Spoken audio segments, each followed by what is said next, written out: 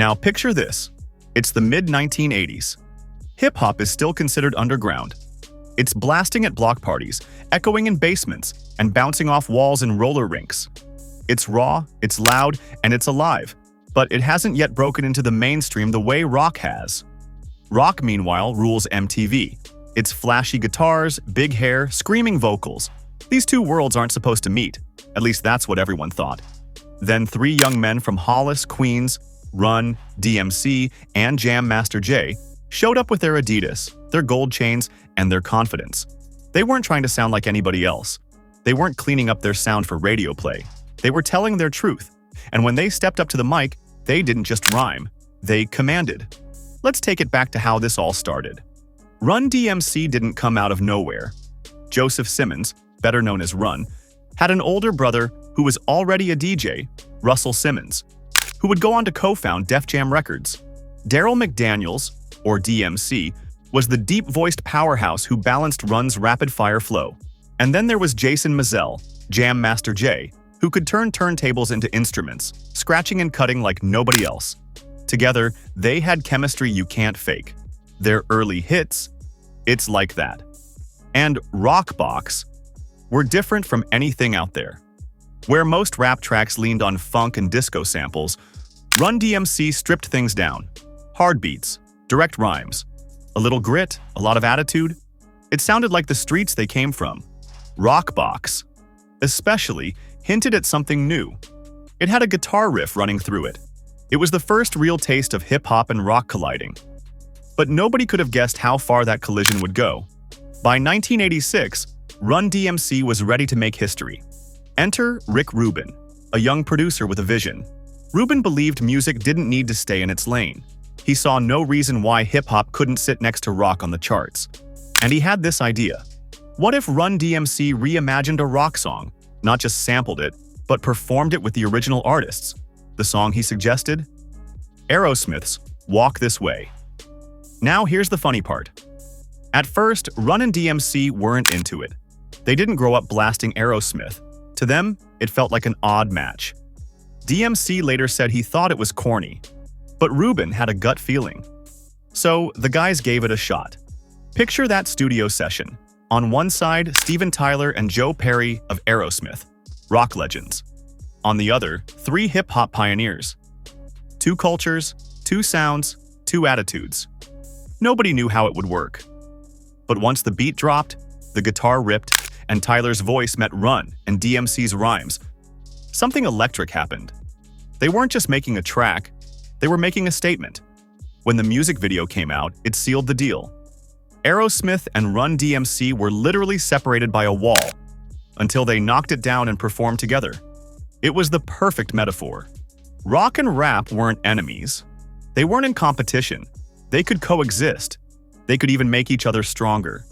And the world noticed. Walk This Way blew up. Suddenly, MTV was showing hip-hop alongside rock. Radio stations couldn't ignore it. And fans who might never have given rap a chance found themselves hooked. Run-DMC had opened the door wider than anyone thought possible. But this was bigger than just one song. Walk This Way changed the way the world saw hip-hop. It proved rap wasn't just a fad, wasn't just background noise. It was powerful, creative, and here to stay. It also gave Aerosmith a boost when their career needed it most, reigniting their popularity. Talk about a win-win. But Run-DMC's influence wasn't just about music. It was cultural. Take fashion, for example. Their love for Adidas wasn't just a look. It became a movement. When they performed My Adidas, and fans held their sneakers in the air, Adidas noticed. The group signed a $1 million endorsement deal, one of the first between a hip-hop act and a major brand. Today, artist-brand partnerships are standard, but back then, Run-DMC was rewriting the rules. Their lyrics, too, spoke volumes. Songs like It's Like That shined a light on real issues: poverty, inequality, struggle. They weren't just making party anthems. They were documenting life as they saw it. That honesty connected them to fans who finally heard voices that sounded like their own experiences. Of course, their story isn't without pain. In 2002, Jam Master Jay was tragically killed, a loss that still echoes through hip-hop today. His death cut short a life and career that had already given so much. Yet his legacy lives on every time a DJ scratches a record, every time someone picks up turntables and turns them into instruments. Even after Run-DMC stopped performing as a group, their impact never faded.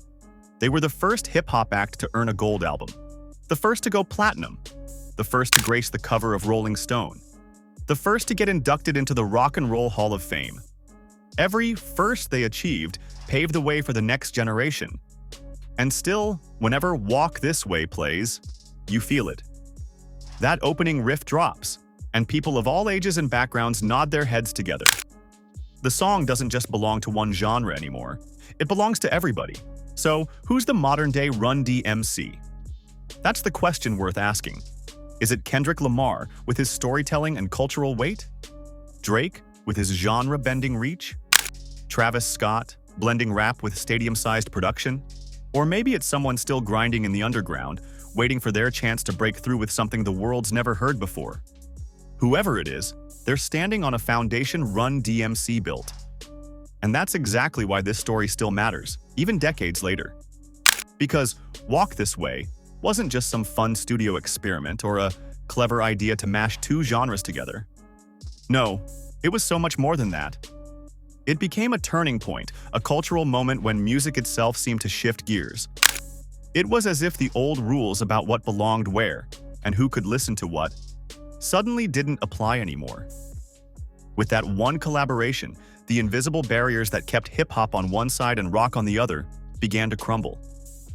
The track opened up a new road for artists, fans, and entire communities. It showed everyone that the future of music wasn't about staying in neat categories, but about mixing, blending, and creating something bold and unexpected. It was a doorway to possibility, and once it swung open, there was no closing it. From Hollis, Queens, Run-DMC grew up with big dreams, and they carried those dreams with them until they changed music history forever. They weren't just rappers in the neighborhood. They were visionaries who could see beyond their block and imagine their sound-filling arenas around the world. Their groundbreaking collaboration with Aerosmith on Walk This Way didn't just make for a catchy hit. It brought hip-hop right into the heart of the mainstream and proved that rap deserved a seat at the biggest tables in music. That track shattered expectations and knocked down barriers that had separated rock and rap for too long.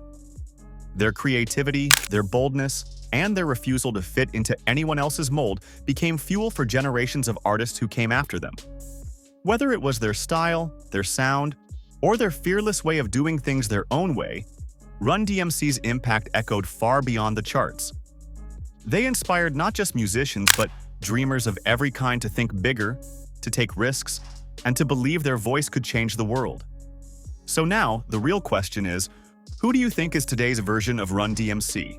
Is there an artist or a group out there carrying that same fearless energy, that same trailblazing spirit, ready to push boundaries the way they once did?